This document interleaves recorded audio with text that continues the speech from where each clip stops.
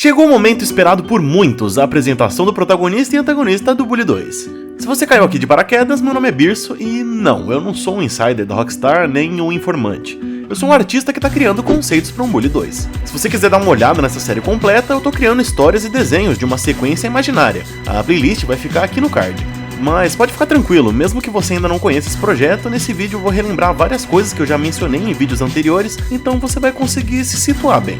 Lembrando que esses não são conceitos para um jogo real, eu não tô fazendo um jogo real, mas quem sabe no futuro isso possa vir a ser alguma coisa, tipo uma HQ ou um livro, por exemplo. Quem sabe essa é uma ideia que pode ser trabalhada ainda.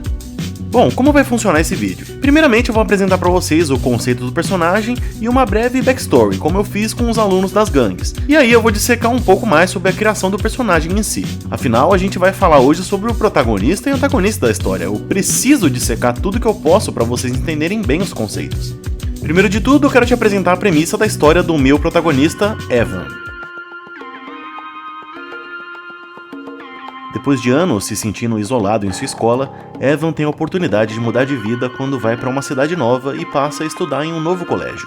Infelizmente, o motivo da sua mudança não é dos melhores. Quando seus pais morrem em um acidente, ele é obrigado a morar com sua avó em Hell Springs, cidade que é lar para uma legião de pessoas desajustadas e que carregam um passado sinistro.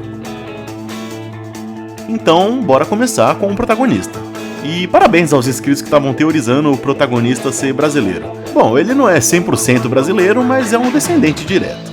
Evan Fontes é um garoto americano de 16 anos, filho de uma mãe americana e um pai brasileiro. Depois de morar com a sua avó brasileira em Hell Springs, se acostumou a usar palavras em português em casa e até mesmo costuma soltar algumas ao vento quando tá com raiva. Seus pais foram vítimas de um acidente de carro onde um adolescente bêbado bateu o veículo contra o deles e saiu impune. Devido à morte de seus pais ser muito recente, Evan tem uma personalidade instável, sendo um protagonista falho em vários momentos. Ele tem picos de raiva, assim como picos de depressão, o que dificulta suas interações com outros alunos e pode o tornar alvo fácil de pessoas mal intencionadas. O fato da avó do Evan ser a única conexão familiar que sobrou para ele faz com que ela seja o seu ponto de conforto, mesmo que ela esteja ficando meio senil, principalmente depois da morte do filho, e não possa cuidar o tempo todo do Evan, até mesmo que Hell Springs é uma cidade enorme e sua avó mora em uma região bem afastada do centro. Inclusive, por conta desse deslocamento inviável todos os dias para o colégio, Evan passa a maior parte da semana dormindo no campus e dorme na casa da sua avó somente nos fins de semana. De qualquer forma, ele ainda assim precisa dessa conexão familiar para se manter, principalmente em uma cidade que para Evan é desconhecida. Evan frequentemente sente que não se encaixa, seja na escola ou até na própria vida. Quando ele está em crise, ele se sente deslocado emocionalmente, achando difícil confiar nas pessoas ou ver esperança no futuro. Embora Evan pareça distante, ele ainda carrega empatia, especialmente por aqueles que também sofrem ou enfrentam injustiças, principalmente se tratando de um colégio tão dividido, onde os alunos mais favorecidos dominam. Para aqueles que não estão acompanhando a história ou se esqueceram, a subdivisão do colégio de Hell Springs é um pouco diferente da de Bulworth. Em Hell Springs também temos as diferentes gangues que frequentam o colégio. Elas são os Black Boots, uma mistura de góticos, punks e outras tribos urbanas rebeldes. Os urbanos, que são tão rebeldes quanto, mas seus membros são mais voltados à cultura urbana, como skatistas, parkoureiros e etc. Os populares, que são os alunos mais perfeitinhos e queridinhos, como esportistas e mauricinhos. Os nerds, que assim como no primeiro jogo, são os mais vulneráveis e os mais caçoados do colégio. Os radicais, que são alunos ativistas e militantes que protestam por diversas causas. E uma gangue que está acima de todas elas, a Elite. A Elite é uma gangue composta pelos alunos mais favorecidos do colégio, como filhos de gente influente da cidade. Os alunos da Elite muitas vezes são protegidos pelo sistema e podem fazer praticamente qualquer coisa no colégio. Seu poder torna eles a gangue mais temida do colégio e eles têm todas as outras gangues na palma da mão. Qualquer passo em falso, a Elite pode te colocar para fora do colégio. Inclusive, os líderes das outras gangues, os nerds, Black Boots, urbanos, enfim, todos os líderes fazem parte da Elite. E é por isso que ninguém teve coragem de peitar esses mimadinhos poderosos. Mas é aí que Evan entraria na história. Ao contrário do Jimmy, que queria trazer ordem para as gangues de Bulworth, Evan quer juntar todas elas contra um inimigo em comum, a Elite. Evan enxerga na Elite a mesma coisa que tirou a vida dos seus pais naquela estrada, jovens indisciplinados que podem fazer o que querem por causa do seu poder. Aí surge o ódio imediato de Evan com a Elite. Se você se lembra do primeiro episódio dessa série, meu intuito desde o início era esse. Eu queria seguir uma fórmula parecida com a do Bully original, um aluno novo que se vê em um colégio cheio de grupinhos e jovens mimados, mas com objetivos diferentes para o protagonista.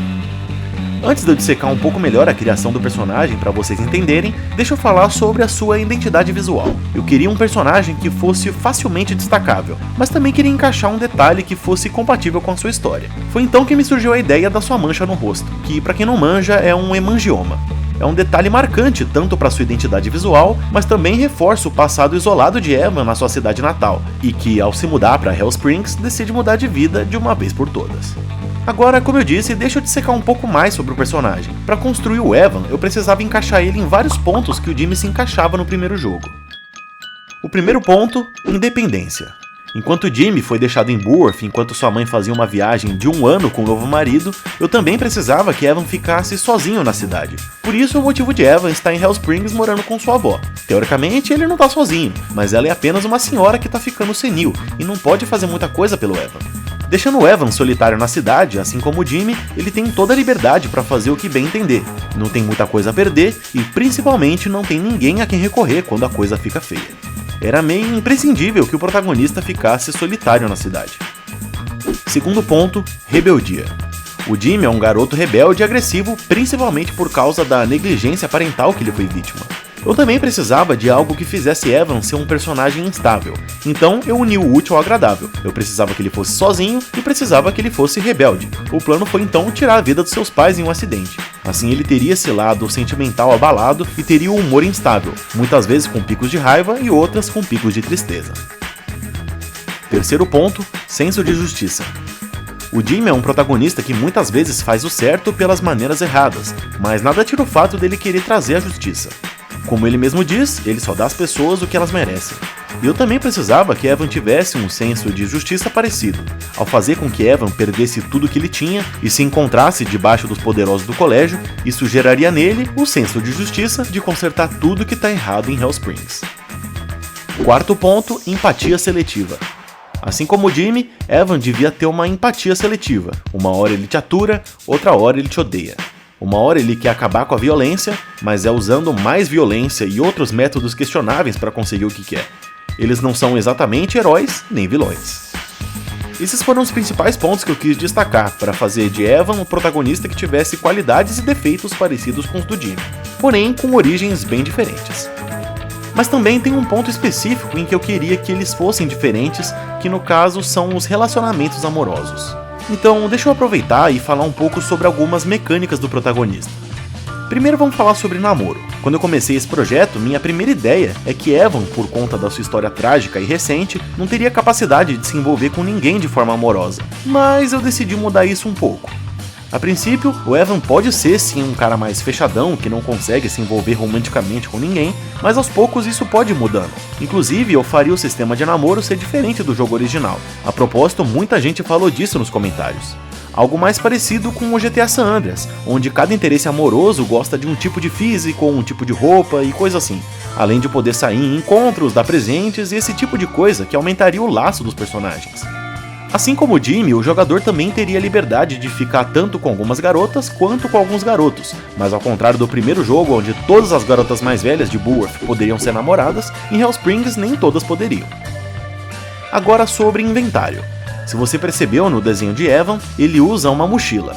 Eu faria o sistema de inventário ser por capacidade da mochila, inclusive dando até mesmo para trocar ao longo da história. Então alguns itens ocupariam menos espaço na mochila, como o pacote de salgadinho e chocolates para comer depois e regenerar a vida, e outros ocupariam um espaço maior, como o skate, por exemplo. Isso faria o jogador se atentar melhor ao que ele deve levar para cada tipo de missão. A propósito, uma coisa que me incomoda um pouco no Bully original é que muitas lojas vendem os itens que o Jimmy usa para combate, mas ele pode pegar de graça no dormitório dele. Acho que numa sequência os itens podiam ser mais escassos, apenas podendo ser vendidos nas lojas ou encontrados pelo chão, nada de pegar de graça no seu quarto. Sobre o sistema de luta, você deve lembrar de que quando eu falei sobre a cidade de Hell Springs, eu mencionei academias de luta onde o Evan podia aprender diferentes estilos de combate, parecido com o CJ. E eu queria trazer um desafio a mais nesse sistema de combate. Qual seria a minha ideia? Você percebeu que além dos garotos, eu fiz muitas garotas que também são agressivas nas gangues? Bom, o principal propósito disso foi justamente trazer uma dificuldade a mais em batalhas. No primeiro jogo, quando você bate uma garota, instantaneamente surge um inspetor ou um policial para te prender, é fato. Nesse projeto, eu faria com que, ao invés de surgir do nada alguém para te prender, pode acontecer duas coisas. Os alunos mais agressivos que te virem batendo em garotas vão vir pra cima de você, independente do seu nível de respeito. E outra possibilidade é os alunos mais vulneráveis que te virem bater em uma garota vão correndo chamar algum responsável.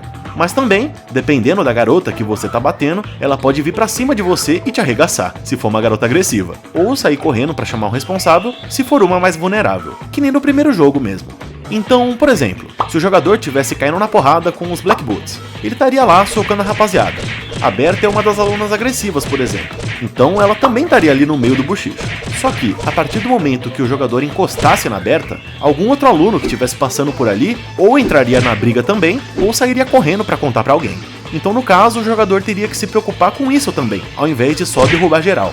A melhor estratégia seria então derrotar todos os garotos, fazer de tudo para desviar das garotas e assim que só sobrasse a garota, sair correndo, como você fazia dos inspetores no primeiro jogo mesmo. Ou ela até mesmo podia desistir depois de ver você derrubando todos os amigos dela. Eu pensei nisso por dois motivos. Primeiro, o sistema de luta do primeiro jogo é bem fácil, isso traria mais dificuldade e mais estratégia na hora de lutar. E segundo, realismo. No mundo real, não seriam só os homens que iam querer sentar porrada no cara, e desse jeito que eu imaginei os combates, ainda teria a punição de machucar as garotas, afinal o Evan não faria isso. Obrigado por estar aqui até agora, e antes da gente partir para o próximo personagem, eu quero te convidar aos membros do canal. Se quiser ajudar o projeto ainda mais, considere virar um membro. Sendo um membro, você terá seu nome citado nos fins dos vídeos, acesso a emotes exclusivos para usar nos comentários, acesso a alguns spoilers tanto na aba comunidade quanto no servidor do Discord, e também a possibilidade de ser sorteado para virar um personagem nesse projeto. Inclusive esse personagem vai aparecer no próximo vídeo que eu vou fazer sobre o projeto, então o sorteio vai ser em algumas semanas. Eu te convido também a entrar no servidor do Discord. Você não precisa ser um membro para acessar o servidor. O pessoal do servidor tem criado uma amizade bem maneira, eles estão sempre sugerindo coisas pro projeto, criando teorias, fazendo memes. Enfim, bora então conhecer a antagonista principal dessa história. Mackenzie Watson cresceu em um ambiente de privilégios dentro de Hellsprings Academy, sendo a filha do diretor do colégio. Mackenzie lidera a gangue da Elite e por tabela tem o controle de todas as outras gangues também. Seu lugar na hierarquia do colégio é um paraíso para ela, já que aprendeu com seu pai que o poder e o controle são o caminho para o sucesso. Mas também se tem algo que Mackenzie gosta mais do que ter sucesso, é ser temida. Ela cresceu acreditando que o status é o bem mais precioso e que sua posição social lhe concede o direito de manipular e controlar aqueles ao seu redor. Mackenzie é calculista e extremamente inteligente. Ela não é abertamente violenta ou agressiva, mas manipula o ambiente ao seu redor com precisão, usando suas conexões e influência para manter todos sob seu controle. Seu estilo de liderança é baseado no medo e no respeito forçado. Apesar de a sua fachada fria e confiante, ela tem inseguranças profundas. Parte de seu comportamento controlador vem por medo de perder seu status ou desapontar sua família, especialmente seu pai, o diretor do colégio. Ela acredita que precisa ser perfeita e implacável para continuar sendo a rainha de Hellsprings. Como filha do diretor, Mackenzie tem a escola nas mãos, como eu já mencionei. Seu pai, intencionalmente ou não, protege a sua filha, permitindo que ela e a Elite façam o que bem entenderem. Ele é cego ou se faz de quando se trata das ações corruptas da sua filha, confiando nela e acreditando que ela está apenas fazendo o que é necessário para manter a ordem no colégio. Afinal, Mackenzie tem a visão pelo lado dos alunos, coisa que ele não tem. A gangue da Elite reflete a visão e a personalidade de Mackenzie. São privilegiados, ricos e vivem em um mundo de luxo que os outros alunos nunca poderão acessar.